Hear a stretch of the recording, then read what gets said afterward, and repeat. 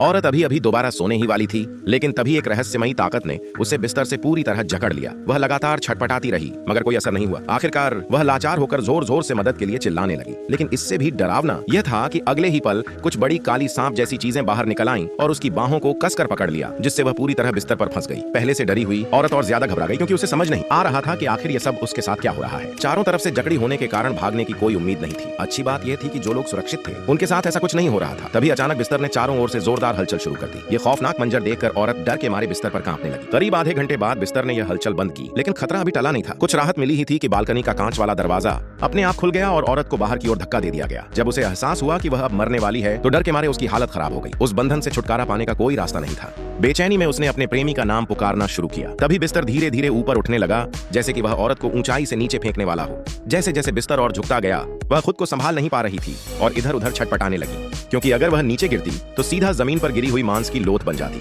ऐन मौके पर उसने आसपास की रेलिंग को कसकर पकड़ लिया और किसी तरह कुछ टक्करों से बची रही। जब लग रहा था कि अब वह और नहीं टिक पाएगी, उसी समय उसका प्रेमी आवाज सुनकर दौड़ता हुआ आया और उसे बिस्तर से खींचकर बाहर निकाला।